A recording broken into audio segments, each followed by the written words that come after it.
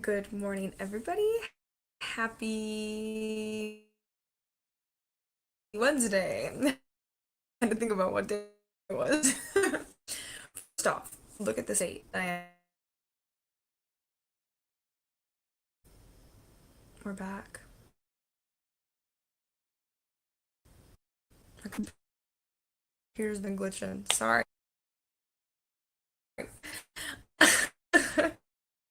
I was saying,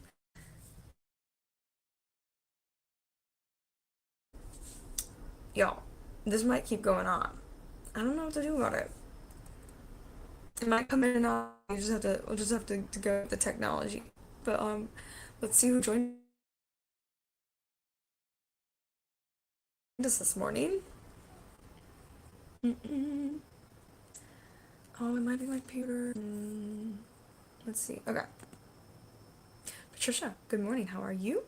We have Vivian Davis. Good morning. We have Maureen. Good morning. How are you?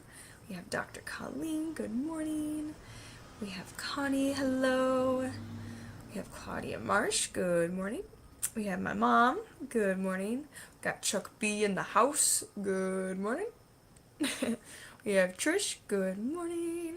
We have Miss Kimberly Jackson. Hello. And my mom says, good morning, Olivia. Good morning, Mom. Anyway, let's get to it, shall we? You have a deeper kind of peace. The verse of the day is John 14:27, and it says, the peace I give you is a gift the world cannot give you. And our devotion says, I have peace about it. I've heard this phrase many times, and I understand the good intentions behind it. We want to be sure we're doing what's right and following God's will. But I can think of many times when a biblical character didn't have any human peace in a situation. But when Jesus was in the Garden of Gethsemane, he felt deep distress and prayed, Father, if you're willing, please take this cup of suffering away from me. Yep, I want your will to be done and not mine. Imagine if Jesus had said, I don't have peace about going to the cross, so I'm not going to do it. Whew, history and our story would be very different. Emotional peace and spiritual peace are not the same. Emotional peace says, you'll be fine. Spiritual peace says, no matter what happens, God will see you through it. Emotional peace says, you don't have anything to be afraid of. But spiritual peace says, there is so much to fear, but God will make you brave. Emotional peace says, this will be convenient, easy, but spiritual peace says, this will be inconvenient and hard, but nothing is impossible with God. Emotional peace says, quit when it gets too much. Spiritual peace says, persevere because God has promised you victory.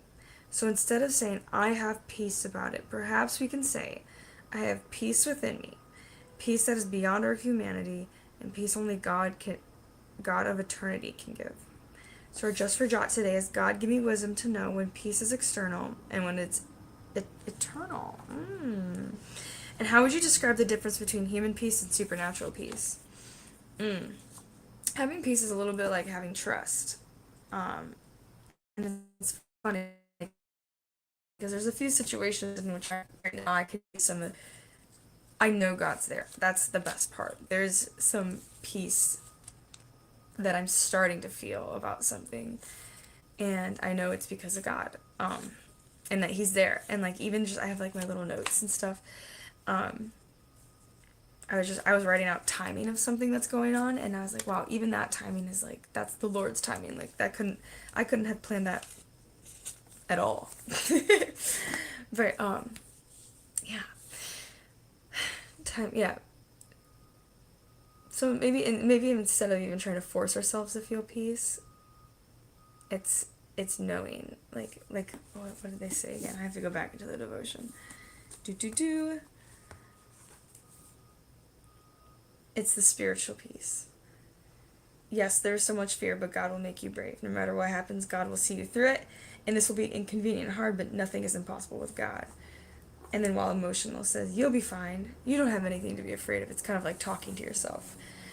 But spiritual peace is backed up with evidence, including one of the spiritual peace things, I think I mentioned this a little while back, is I found this book called God's Promises And yes, it's the New King James version, whatever. But it's actually not that bad, because sometimes you read some of that and you're like, whoa.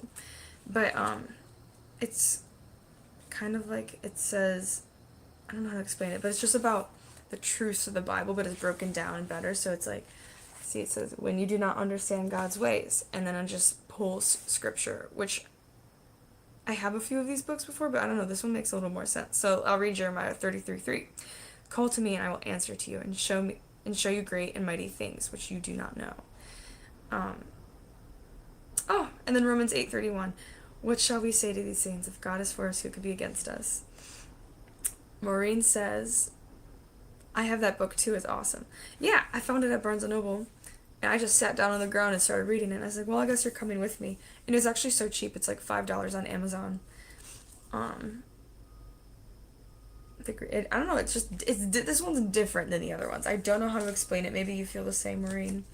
Because I have other books like that, but I just feel like this one makes more sense. I don't know. It's easier to read. So, anyway, well, that's all. I have to get ready. So I will leave you guys. Have a wonderful Wednesday. And go and be the hands and feet of Jesus. And I will see you all on Friday. Peace.